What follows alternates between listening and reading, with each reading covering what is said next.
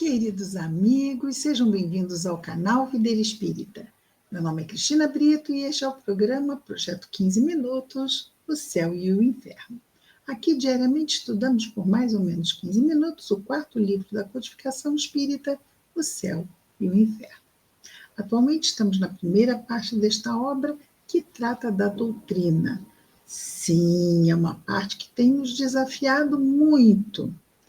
Mas existe um propósito em todo esse trilhar que Kardec nos leva a fazer para entendermos melhor sobre o histórico que nos faz crer ainda em muitos pontos que ainda cremos sobre questões como céu, inferno, purgatório, anjos. Então, nós estamos bem no capítulo 8, que trata dos anjos. E estamos no subitem da refutação. Então, primeiramente, Kardec nos traz o pensamento da doutrina católica, depois ele refuta, e nós estamos nesta parte ainda. No item 8, estamos acompanhando, então eu não vou voltar de novo ao que já foi visto, ok? Então, diz Kardec, aqui se apresenta uma questão vital.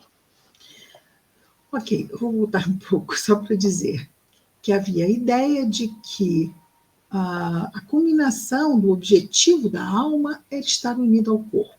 E Kardec coloca, mas espera aí, se o objetivo da alma é se unir ao corpo, e isso só acontece durante a encarnação, e a Igreja Católica não aceita, não aceita a reencarnação, então como fica? Ela vive para todo sempre, no entanto, só tem um tantinho assim de tempo. E aí ele vai trazer aqui, e se, por questões diversas, a pessoa, o encarnado, não pôde aproveitar o período de encarnação na sua plenitude para adquirir conhecimentos e melhoria. Caso de um bebê morrer muito jovem, ou uma criancinha, ou uma pessoa com um transtorno mental que dificulte isto. Vejamos o que ele diz no item 8. Aqui se apresenta uma questão vital. A alma, ele vai usar termos do século XIX, ok? Vamos nesse entendimento. A alma adquire ideias e conhecimentos depois da morte do corpo? A igreja não acredita nisso, né? Se uma vez desligada do corpo, ela nada pode adquirir de conhecimento, nada que a acrescente. A vida da criança, do cretino, do idiota, do ignorante, permanecerá sempre o que era quando morreu. Está, então, votada, ou seja, destinada à nulidade pela eternidade. Nossa, isso podia juntar lá com aquele inferno, né? Coisa que dá arrepio na gente. Mas vamos lá. Se ela adquire novos conhecimentos depois da vida atual, é que pode progredir. Sem o progresso posterior que a alma pode vir a obter após a desencarnação, chega-se a consequências absurdas se nós não virmos esta possibilidade. Então, o que é absurdo? Com o progresso, chega-se à negação de todos os dogmas fundados sobre o seu estado estacionário. Quer dizer, primeiro, pensava assim, não, morreu, acabou, não vai evoluir em mais nada. Viveu durante a vida aqui, unido ao corpo, o que levou, levou, o que não levou, vai ficar assim por toda a eternidade. No entanto, se considera que sim, ela pode continuar a progredir depois da morte do corpo físico, então todos os dogmas que foram criados a partir dessa ideia de que ela ficará estacionada por toda a eternidade, são negados, não fazem sentido, não é? São derrubados. O destino irrevogável, as penas eternas, etc. Tudo isso acaba. Não é penas eternas, mas ele continua a evoluir, então ele vai superando, aprendendo e melhorando. E pronto, as penas deixam de ser eternas. Se a alma progride, onde se detém o progresso? E aqui ele está de novo, ele está na contestação, ele está fazendo perguntas que contestam o que foi dito lá. Então, se a alma progride, onde se detém o progresso? Então, não se detém. Se ela progride, o progresso não pode ser detido. Não há nenhuma razão para que não atinja, dessa forma, já que o progresso continua depois da morte, o grau dos anjos e dos espíritos puros, que são os anjos. Né? Se ela pode aí chegar, não haveria nenhuma necessidade de criar seres especiais e privilegiados. Ou seja, se não há estacionamento, se ela continua a progredir depois da morte do corpo, um dia ela chegará à condição de espírito puro. E se um dia ela chegará à condição de espírito puro, por que Deus criaria espíritos puros, já que os seres humanos progridem e vão chegar lá? Outro contrassenso, não é? Coisas interessantes, não é? Então não haveria nenhuma necessidade de criar seres especiais e privilegiados, como dizia-se, né, que Deus havia criado os anjos já puros, sem passar por toda a fieira do progresso espiritual. Privilegiados, isentos de todo o trabalho, não é, que os seres humanos realizam, e gozando de uma felicidade eterna sem nada terem feito para conquistá-la. Ao passo que os outros seres menos favorecidos, os humanos, não obtêm a suprema felicidade senão a preço de longos e cruéis sofrimentos e das mais rudes provas. Deus o pode, sem dúvida. Pode. Deus é onipotente, pode tudo. Mas, como ele é perfeito também em sabedoria, ele não vai criar um sistema insensato. Não podemos imaginar isso de Deus. Poderia, mas como é insensato, por que Deus, que é perfeito em inteligência e sabedoria, criaria uma coisa dessa, uma aberração? Né?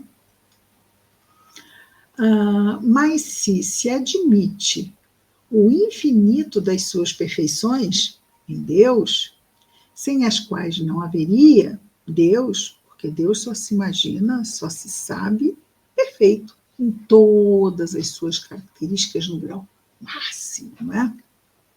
É preciso, então, admitir também que não faz nada de inútil. Deus não faz. Aquilo que acabamos de dizer. Nem nada que desminta a sabedoria, nem nada que desminta a soberana justiça e a soberana bondade. Sim, Deus é todo bondade e todo justiça. Ok? Item 9. Uma vez que a majestade dos reis recebe seu brilho pelo número de seus súditos, de seus oficiais e de seus servidores, quer dizer, quanto maior for o número de servos, de súditos, do exército de um reino, de um rei, mais importante este rei é, não é? Vejamos lá a Inglaterra. Inglaterra é um país pequenino, mas conquistou tantas colônias que se tornou um império imenso. E aí se projetou como talvez o maior império, que talvez, sim, maior até que o Império Romano, né? Porque se expandiu, foi até a Austrália, Estados Unidos, nossa, muita coisa mesmo.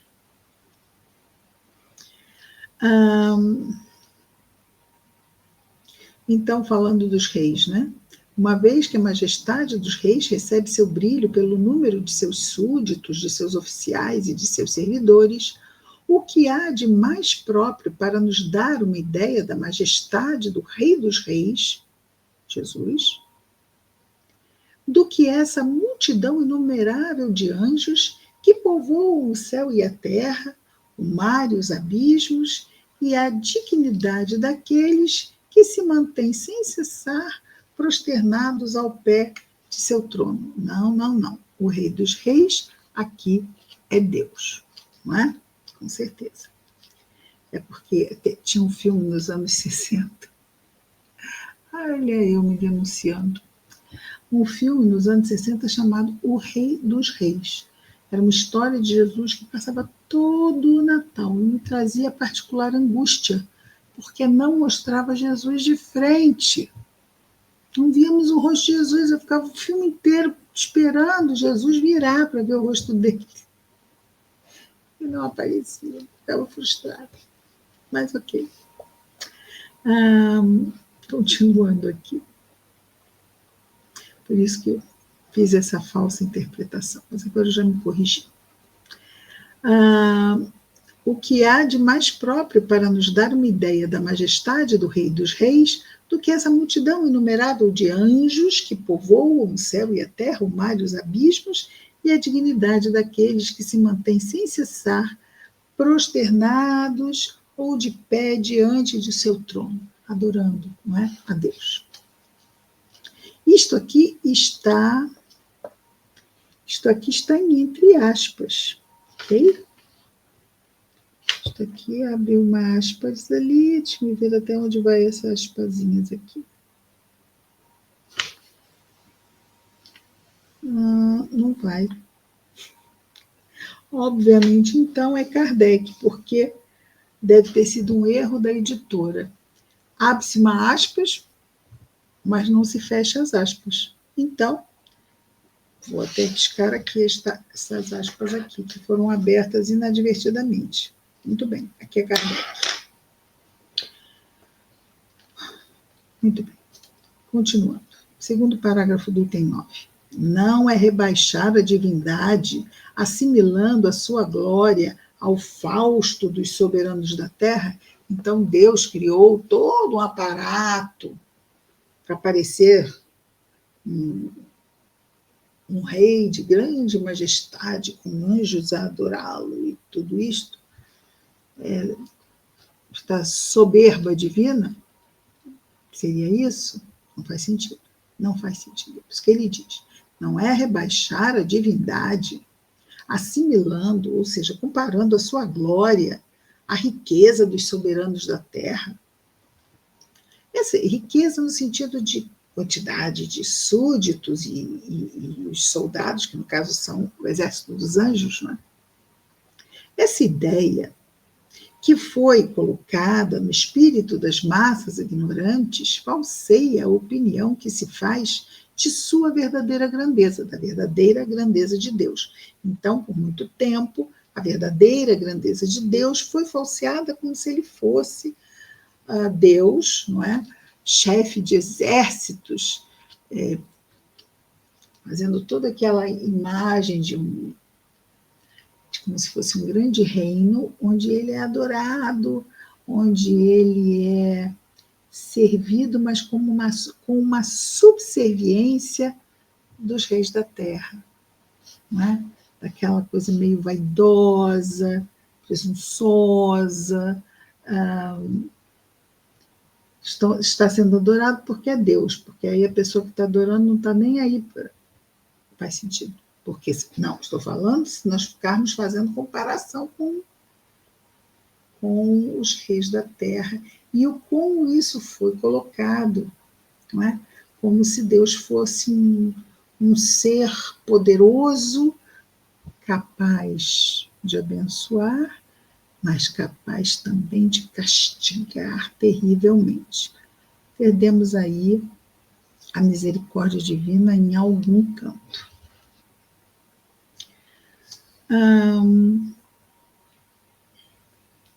Essa ideia, então, colocada no espírito das massas, eu faço isso, né, porque o espírito das massas é na mente, não é? Das massas ignorantes, falseia a opinião que se faz de sua verdadeira grandeza. É sempre Deus reconduzindo as mesquinhas proporções da humanidade. Supor-lhe a necessidade de ter milhões de adoradores sem cessar prosternados ou de pé diante dele é emprestar-lhe as fraquezas dos monarcas, dos reis, déspotas, tiranos e orgulhosos do Oriente. Do Oriente, do mundo. O que faz os soberanos verdadeiramente grandes? É o número e o brilho dos seus cortesãos, daqueles que ficam ali na corte, não é? Paparicando o rei? Não. O que faz verdadeiramente um grande soberano é a sua bondade e a sua justiça. É o título merecido de pai dos seus súditos. Pergunta-se se há alguma coisa de mais própria para nos dar uma ideia da majestade de Deus do que a multidão dos anjos que compõem a sua corte.